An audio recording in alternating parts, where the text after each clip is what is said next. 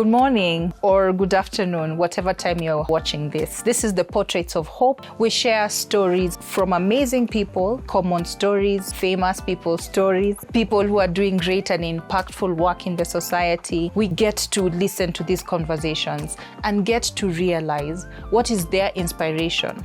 And maybe, just maybe, we too can have portraits of hope. This lady that I'm going to have a conversation with is by all means phenomenal.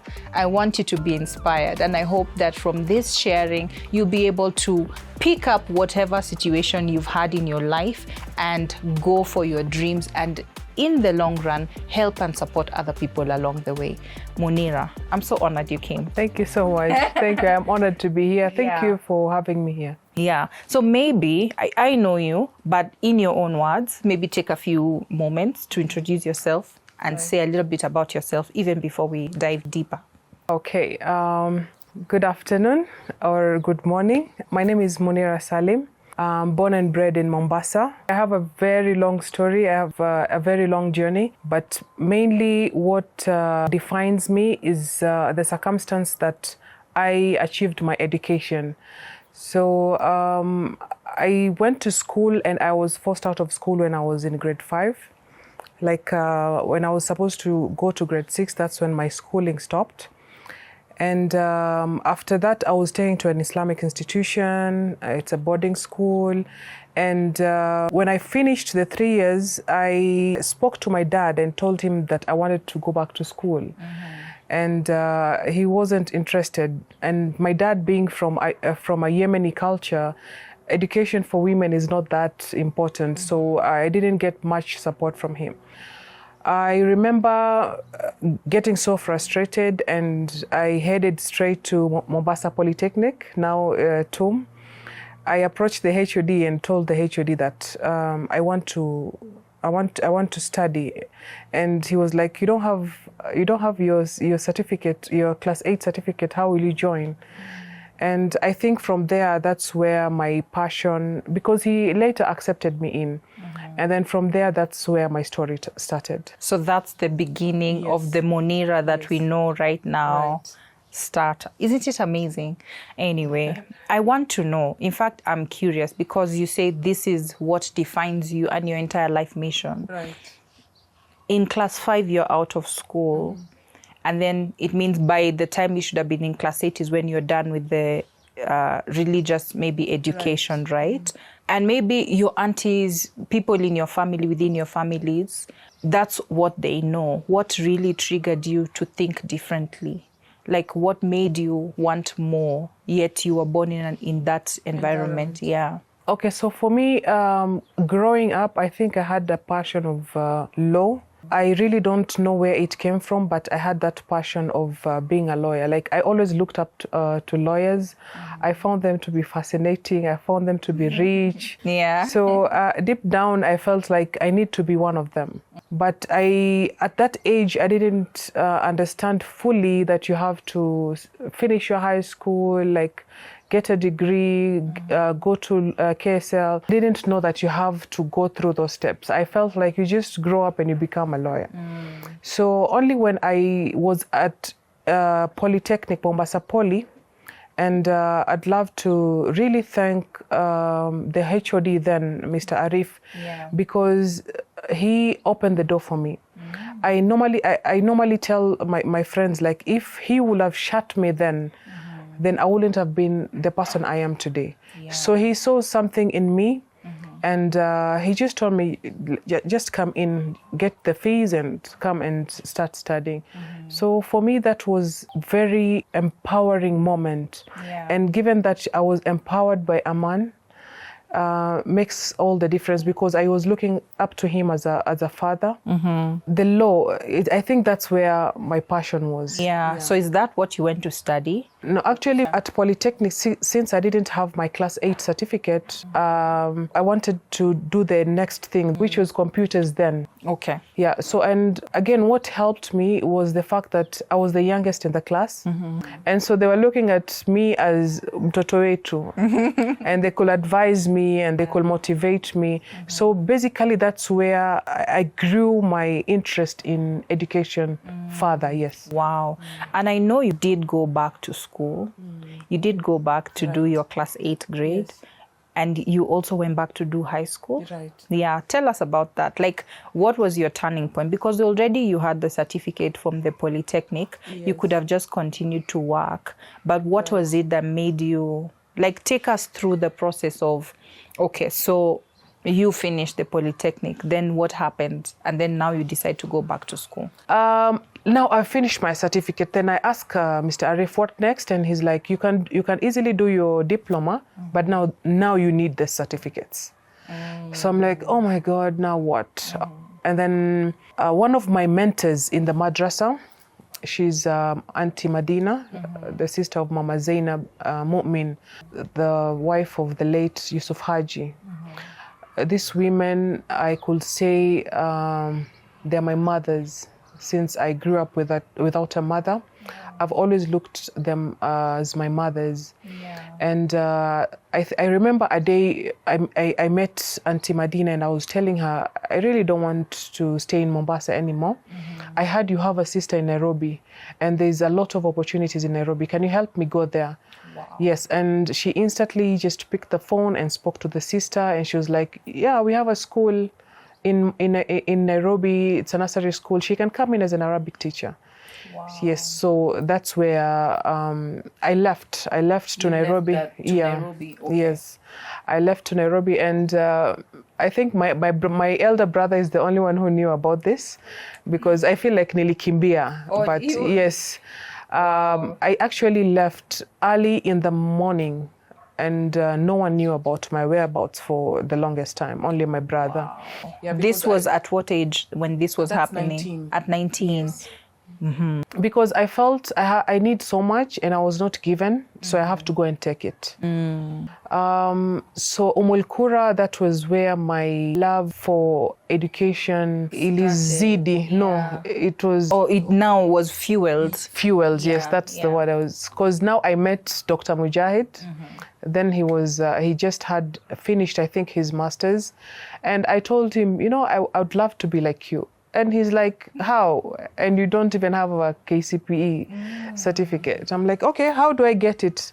Then he actually advised me that you have to go and register to the adults education. So that's when I registered my KCPE. So I just self-study.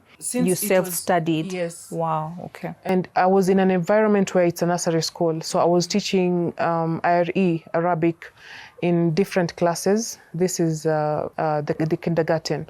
So I was like, why should I just teach one subject? I can do more. And in the same area, they had teachers' college. And then I approached them. I told them I want to study, and they're like, okay, but how will you do it? So bold. Yes, how will you do it? Because now you have to be in class. Classes start in the morning. I'll say I'll take notes. So basically, what I do in the morning, I'm in class teaching the children, like from PP1, then I skip to PP2, like that. And then when the kids are napping in the afternoon, I will rush in the class and get the afternoon classes, because it was a full day class, and then take notes for what they did in the morning. So actually, by the end of that year, I was able to get my KCPE certificate and early childhood education certificate. So now in 1 year, you got 2 certificates. Yes. Amazing. Yeah, so the following year, they gave me a full class. So they gave me the reception class. I loved it. I loved being a teacher, and it was a newfound feeling for me, because teaching has a very rewarding feeling. Once you teach a child and tomorrow they come and they can write that one and they can pronounce that one, my God, that feeling, you can't even explain it. I would love to have that feeling. So teaching was your first real profession right now. Yes. Yeah. So now you have your IT from the Polytechnic. You have your primary certificate finally, and now you also have like something from college. Yes. Wow, amazing. So then, how then did you get to the high school? So now this is the funniest part. Yeah. I spoke to one of my parents. There's one student who really loved me. I remember her name. I'm terrible with names, but I do remember this young girl called Karima. And when I'm not around, if I was sick or something, the girl would be in class. So we formed that attachment, and it was so nice because the parents appreciated that. I think when we were almost done with the first or I think second term, I approached the parent and told them, I want to do my high school education. Can you sponsor me? And yeah, I had already checked some school, and there was one school that was willing to take me in called DEEN Academy. Yeah. So I approached them, I showed them my papers, and the headmaster was very happy. So gave me the first term money. I went straight to Form 3. I was in uniform. You can imagine, I'm like, I think then I was 20 or 21. I was in uniform. Yeah. I loved it. And first term, I remember getting very good grades in English, Swahili. Okay, terrible with mathematics and biology because you need that foundation. And I topped one of the subjects, and the teacher was calling me, and she's like, is it true that you've never been to high school? And I just laugh at it. A subject. Yes. What was that? Will I even remember? I still have the results, yes. Yeah. And some subjects I was not topping, but maybe third, fourth, really yes. Good, yeah. But so maths, it's from the life experience, yes, from yes. the school of life. Yes. But now that was not sustainable because I had to, when I started school now, I had to stop teaching. And like I had the full fees for the full term. I was staying in a hostel, so it costed you a lot. I'm yes, sure. so it was not sustainable. I had to stop that. Now I joined the GCE, which is very flexible. You can study at any given time, and it's just 5 subjects. Yeah. So I took the GCE, LGCSE rather. I did that, and while in the afternoon, I would do that in the morning, then in the evenings, I was teaching. Because you still needed teaching to keep for your upkeep and stuff. Okay. But I was teaching tuition for one lady in Parklands. I was teaching her kids, lovely kids, in the afternoons. I was so broke, and I was always looking forward to go teaching. Yeah. Because now then, that's when I will get my meal, my second meal, yeah.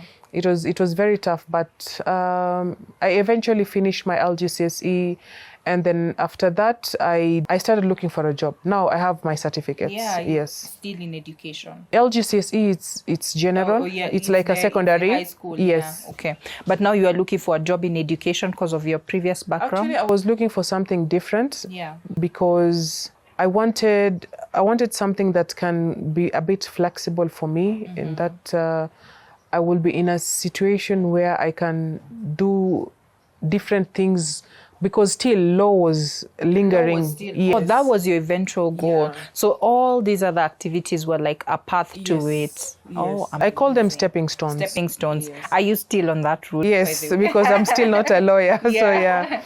I know, coincidentally, like, I understand why you would have that vision, because I don't know if this is accurate, but I think Esther Passaris got her law degrees in her 50s. I'm not sure, yeah. Oh, wow. But I think my memory is telling me I read something like that, yeah. So I get you. Yes, and I'm with you right in that alley, maybe. Oh, nice. If I have your determination. Yes. So now, at what point, because now I know you from the space of your advocacy for women's rights. So it's like you're doing law because you're advocating for the girl child, and you're literally working on issues around the girl child. When did you start this? Because that's what we actually know you for. Yes. And that's what you represent right now. Okay, after finishing, I got a job at MFI, that's Meet Cofax International. I was actually a receptionist there. I worked there for a while.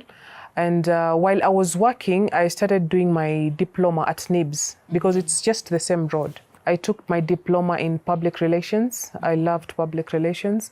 And again, with the job that I was, customer service was very relevant. Yeah. So I did that customer service and public relations. It was a single subject certificate. So that's where my diplomas came from, NIBS. Yeah.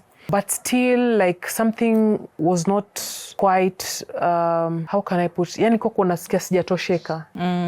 And I photocopied everything. Mind you, all this time, I'm not speaking to my father, anyone from Actually, since that time you Yes. left until as of this point? I'm talking about 3-4 years. So I photocopied everything, my certificate of primary education, early childhood education, the polytechnic, like I took a photocopy of all of them. Then kulikuwa kuna poster, nikatia kwa barua, and then I was telling my dad, I know you guys have been saying a lot about me being in Nairobi, whatever you guys thought I'm doing, but now this is what I'm doing. Wow. So yeah, nikamtumia. Now my Also, they knew you were in Nairobi. Yes. After some time, they knew you were in Yes. Nairobi someplace, but not. Yeah, and they didn't know what I was doing because I was so young. I was very rebellious then. Because now, if you don't understand a child, you will term that child to be rebellious. But it's because you don't understand what that child needs. So after sending all those documents to him, he was very teary. Like it really touched him. He didn't expect that. Like my child, who was 11 years old out of school, now has all this certificate. You really wanted to study. So he actually teared up. My sister told me, like, he was very emotional, and now he's starting to tell my sisters, angalieni mwenzenu anafanya bidii, nyinyi mmekaa tu hapa. So that really touched me, and I was like, okay, I think this is the time to have a conversation with him. Now I sat him down. Okay, actually he called me and he congratulated me. Yes. Where are you? I told him I'm at MFI. He actually came the following day, if not 2 days after. Yeah, so that's when I saw my father after a very long time. And he saw where I worked, and then he was like, I want to see where you're staying. I had to take them to the hostel. It was at Mlango, a very shabby place. And then he's like, no, you can't live here. He had his house somewhere in Carrico, then he moved me. He moved you there now. Wow. So I tell him now, look, after all this, can you help me? I want to go to South Africa. I'm told that they have the best universities in Africa. And he's like, why will you want to go to South Africa? I told him I want to do law. And he's like, no, you can't do law. It's not Islamic. It's not Islamic. Yeah. Already you had proven. Yes. So I'm telling him, like, what else do you want me to prove you? Then the friction started again, because now again he couldn't understand me. Why you want to do Yes. So I felt unheard, and I was working, so I had savings. The next minute I found myself in South Africa, in Johannesburg. Yes. So amazing. You actually went. Yes, I did. And as I told you, I'm writing a book. Yeah. So the book will have more elaboration. Have this entire story. Yes, because now that was another different trauma, because I had to travel by bus. You can imagine, from Kenya to South Africa. How many days did it take you? It took me about a week. So I had to go from here to Dar es Salaam. Then I met a friend along the way, so I slept there for about a day or two, and then in the following morning I drove to Zambia, and then slept at the bus station. And the following day I had to go to Botswana, Gaborone, and from Gaborone, that's where I was picked. And to make matters worse, I didn't know that I was being smuggled into South Africa. Oh, yeah, you had gone through agents? Not an agent. I was going. A friend of a friend was taking me in. Yeah. Oh my gosh. So only until I was at the crossing where kuna zile singing barbed wires, and I'm told, like, I'm like, what? What is this? And now this lady who was smuggling me in, she's like, Skiza, when the police stops you, don't mention that I'm with you. And in my heart, I'm like, oh my God, if you're going down, we are going together. So yeah, the rest is history. But I went to Wits to visit, yes, and I just realized, like, I can't afford it. Like, it's not what I thought. Pricey. Yes, and rental, food, a lot of it's tough. And what about the scholarship opportunities? Was that something you explored? I didn't know. You can imagine I was very young. Yeah. So I didn't know much about scholarship, funds, donors, all this. They were very new to me. Mm-hmm. So I felt like I'll just go to the school and tell them, listen, I want to study, and then they'll tell me come in. So I was naive in that manner, but I ended up working because now I have to sustain myself. I can't go back to Kenya. So I did some sales here and there. I got a bit of depression because my father died when I was there, and I stopped working. And then I started seeking counseling. One of the counselors told me that you need to sustain yourself. So what you do, try to find a hobby, then make it your job. So my hobby was swimming then. So I studied swimming and I became a swimming coach. Along that road, I met now my husband. Wow. In South Africa? Yes. Wow. He used to work somewhere around my way to home. We met, we became friends. I think after a month or two, we got married. Small wedding. And then I got sick. I was going into depression because now my father's death affected you. It affected me because I felt I didn't close that door. There was a lot of potential for your relationship. Yes. Yeah. So my counselor, my psychiatrist then advised me, just go home, see where your dad is buried, mourn with your siblings. It will be a lot better. And yes, it was. It was. Yes, because 2009 or 10, 2010, I think I came back home. How long had you stayed there for? So I was there from 2007. 2 years. Yeah. Wow. So 2010, I came back home. That's 3 years, right? That's 3 years. Yeah. So I came back home. I went to visit my father's grave, met with my siblings. We not mourn, but, reminiscing what life was with my dad, and I felt better. Yeah. And then fortunately or unfortunately, I got pregnant and I got sick because I had to be on bed rest. And after some few months, I left. I went back to South Africa to meet again with my husband. But now I felt, this is not for me. South Africa was not for you. Yeah. So we both came back. So when we came back, I gave birth, and then I gave birth my second child, daughter. So by the time my kids have grown and started being in school full time, I felt like, now what can I do? And I felt, let me just help girls who might be in my predicament and they don't have mentors. So that's where actually DEEN, that's when it was built or birthed. Now I could just go to random institutions and schools and just tell them my story. Yeah, that's how it came about. Now I formalized it later because some girls wanted to go back to school and I couldn't afford to take them back I couldn't afford to give them that money. And then I was advised, can you register it so that even if a donor wants to send you money, it's a registered organization. So that's when I registered the organization. It's amazing how they say your greatest pain becomes your mission. Right. Because it's what was now nudging you, and all these roads that you went through are actually leading you to eventually start this. Yes. DEEN is what you say. Yes. What does that mean? So DEEN, it's development. That's what we do. Try to develop people, mainly girls and women, and education and empowerment. So these are the main things that we do, trying to develop, give education, and then also empowerment. Yeah, so with development, I later became a business trainer. So you come with your business, I try to see how you can scale up your business, branding, market planning, and all that. So, and then with education now, especially for young girls or even women, there's a lady who is almost, I think, 35, and she'd want to do her KCSE. Wow. So you're making them know it's possible. It's possible, at whatever time you actually can do it. Most women, or even these girls that I speak to, don't know that there's a chance for them to go back to school until I tell them, these are the channels, here is where you can go and do your tuitions, and they're pretty much excited to do that. Why do you think they really want to, maybe to explain it is, why do you think it's important, especially because maybe in the society that we come from, you'll be taken care of anyway. Right. Your husband will buy you the clothes. They won't mind to do everything for you, and they'll raise your children. And yet they have the nudge, and yet they want to do it. Why do you believe this is important? So personally, I believe education is important because even in the religion, it's emphasized to study, and I believe in all books, education is emphasized, and I believe behind the emphasis on education is because it makes you a different person. It brightens you up.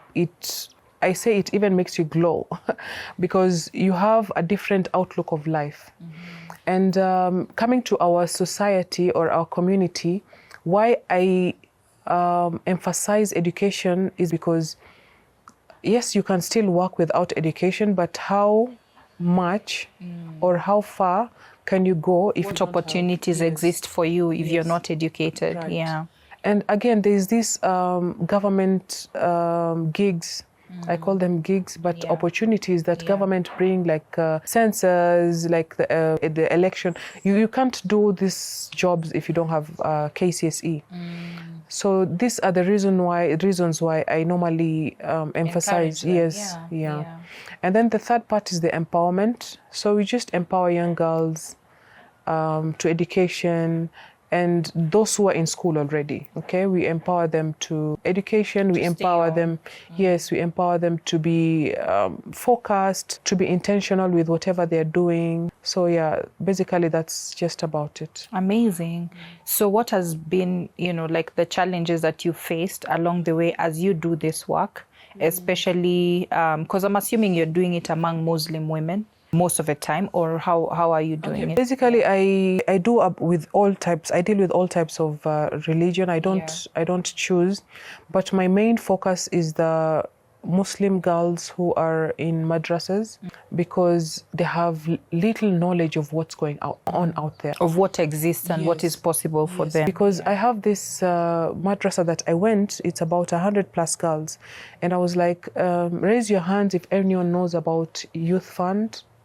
Like 2 or 3 girls knows about youth fund.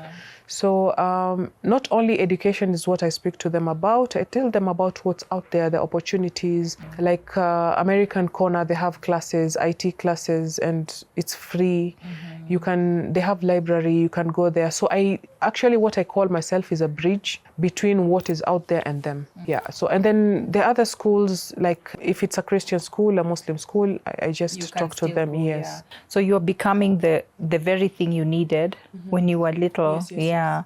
Like you've evolved and become the woman that you really wanted at that time. I wanted to be heard. Yeah. And you're listening and you're actually providing that information. Wow.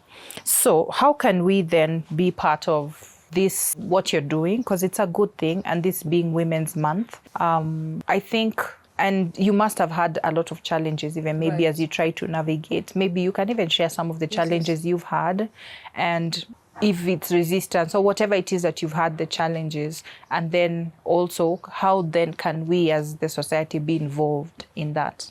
So my main challenge is finances, because I get young girls or women who would love to go back to school, and it's the fee is not that much. It's like 4,000 a month for them to be coached or to be tuitioned to the subjects they want to do. So that's my main challenge. Like, I can't afford to pay for them, given that they are from maybe vulnerable backgrounds. So that's my main challenge. And some who don't really want to go back to school, I give them business training. I'm going to start an in-house business training for them, because I'm talking about those girls who cover themselves completely. Yeah. So they don't mix with men. So I noted, let me be the one who goes to them and give them that education, so that I don't change who they are. So I'll be soon starting a program, entrepreneurship program in the environment where they're in. So also funding for that is also a challenge, which I'm hoping to overcome soon. I know. So the major request is funding, support, and maybe organizations that can actually come and join you. In doing the same. All right. What else are you working on? I know you're working on a lot of things. And I want you to talk about your book, what it's about, what does it contain. So the first thing that I'm planning is launching DEEN, that's Development and Education Empowerment. I hope we can come. You must come, you should. So that's, I think some of my friends are just tired of hearing me postponing.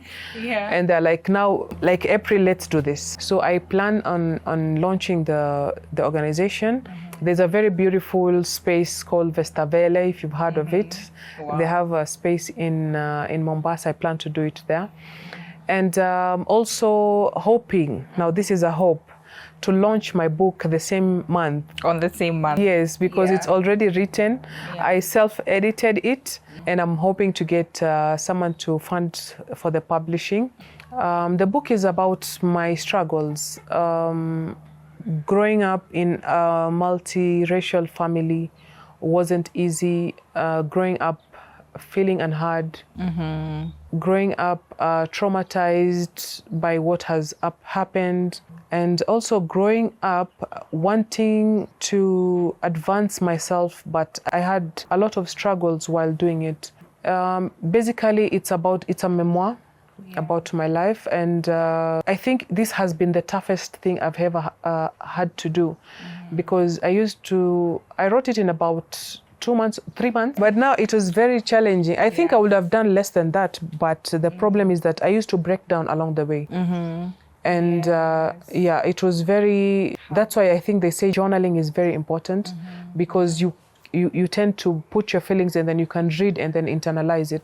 Because I've gone through a lot of traumas while at I think 9 years, 10 years, they are very young. So relieving those moments, I could break down. I had a friend, I could just call her and tell her that like I'm not fine, and then I could take some few days before I could go back to it. So I think that was the reason why it took longer, but it would have taken shorter. Wow. Yeah, so I'm hoping that it gets launched as well. I can't wait to read it. Yeah, I can't wait to read it and hear and see like the journey and the step, because yours is a great story of inspiration in a time, because we're still struggling as women to just be allowed to exist, to be allowed to be without just the act of being yourself looking like it's rebellion in itself. So when you're showing that you are able to go through the processes, and I hope you have found healing even as you go on. I don't know how healing looks like, but It's true, what I can say is that I do break down. I do break down pretty much most of the times. Because I feel like with what I went through at a very young age, justice was not served. Though in religiously we always believe that God will serve the justice or something of that sort. But I feel major heartache or pain comes from that age, and like when you read the book you'll get what I'm saying. Yes. I can't wait to read the book, and I know that maybe when you get your certificate as a lawyer, and from your journey I feel like you will. Hopefully. From your journey I know it's something attainable because of the resilience you've already shown from your past. I know it's very possible, and I hope that when you get your paper you will know, you will maybe say it was worth it to go through the journey, and that you will, instead of regret, you will feel proud that you took it, and this was the reason that led you to here. I forgot to mention that in 2022 I approached Dr. Mbarali, if you've heard of him. He's this current CSM of education in Mombasa. Then he was the dean of Moi University. And I told him, listen, can you admit me in? Like, I want my degree. I'm not fulfilled. And he goes like, let me see your papers. So I handed him my documents, and he saw that my KCSE was not powerful enough to give me an entry to the university. So actually he advised me to resit KCSE. So I told him, listen, I have 3 kids, young kids. Then I was doing AWE, the Academy of Women Entrepreneurs. I was doing Jamii Femmes. I was actually the moderator of the platform. It's Jamii Femmes, you've heard of it? Yeah. It's we were about 2,000 women, Kenya, Nigeria, Ivory Coast, and I was a moderator. Yes, one of the moderators of the platform. So you can imagine someone with a master's degree asking me, Munira, how can I do this? And I'm like, that was a powerful moment. So I told him I can't do it. It's a lot. He told me, you must do it. Like, that's the only way out. So at 39 years old, I do my KCSE. And I call this unfortunately because I was expecting a B+ or the likes. I got a C-. And he was like, this is so good. He was proud. Yeah. But I'm like, no, it's not. With 3 children, doing all manner of things, Looking back, that's one of the moments I'm always proud of. Yeah. Like being able to sit down with 20 years or 18 years old kids, tunakaa tunasoma pamoja, and doing the exams. Like that was one of the proudest moments I had. I'm so proud of you. Actually, you're inspiring me as I listen to you. And I'm like, what are those dreams I have? I just need to go pull them out You have and to. bring them up and do them. Even if it's not for me, like the way you have, like I see you and I'm like, for the women's sake, for the girls behind us. And maybe even as we wrap up, I want you to talk to your little self. What would you tell her? Looking back, you know, they say you cannot connect the dots moving forward. You can only connect when you look back. When you look back, what do you have to say? That's a tough one. Basically, like, thank you. I think that's the most valuable thing I could tell my little self. And like, thank you for not giving up. And also thank you for keeping the ball rolling, because it's not yet there. And also thank you for the people that you've motivated from then to now. A number, I'm sure, yeah. Because if you're saying 2,000 farms and you are the moderator, and those are just part of it. There's many more. Right. To the girl out there watching us, woman, to the woman, because you're saying at 39, you're meeting people who are 35 who want to sit their certificate. So you're not just talking to girls, you're talking to us all. In relation to Women's Day and Women's Month, March. The main thing I would tell women is that life is hard, but you can always overcome it. And you can always achieve your dreams however far you feel they are. It's always reachable. You just have to trust the process. And once you trust the process, you just go with the flow. And other thing is find a mentor. It's so important to find a mentor, someone who you will always have, when you've broken down, someone that you can meet and tell them, I'm stuck here. And they can push you, propel you. So that's very, very important. And lastly, let's be sisters keepers. Let's motivate each other. Let's help one another grow, because I believe there is always enough light for everyone. And you using your candle to brighten or to lighten the other person's candle won't make yours dimmer. So let's always help one another and lift one another. I love that. Love that. And you've lifted me. Thank you. You as well. You as well. Thank you. Thank you so much. So I'm fully based in Mombasa, and I would love to collaborate with other organizations and see how far we can help struggling children in schools, or even struggling young ladies who would want to go back to school. And that's my passion. I would love to have partners. I encourage mentors, I encourage donors to help fund these young girls who really want to go back to school or want to start entrepreneurship journey. You can find me on LinkedIn, Munira Salim. You'll see most of the work that I've done. And also on Facebook, Development and Education Empowerment Network. My contact is 0717 513 233. I'm based in Mombasa, Kenya. What a inspiring session. What a great reminder of hope. What is possible if you literally stay the course. I was holding my tears in a few instances. But that's because it's a story of real hope, of the possibilities of what is possible. Imagine sending all the documents of what you hoped, leaving school at 11 and then getting your KCPE, then getting your KCSE, doing a certificate, becoming a teacher while at it, and also starting your organization. Think about that. And this being International Women's Month, where we celebrate ourselves as women, we know that we have come from so far. And the reason we've been able to continue to move forward is because of stories like Munira, because they remind you and show you what is possible. So, what dreams are you holding back that you're holding them back for whatever reason you're holding them back? you now believe that you can actually attain it.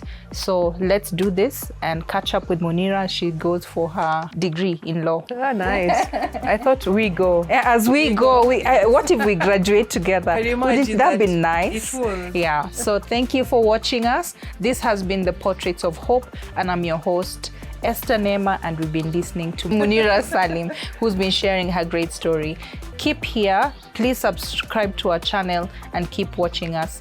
That's how we grow together.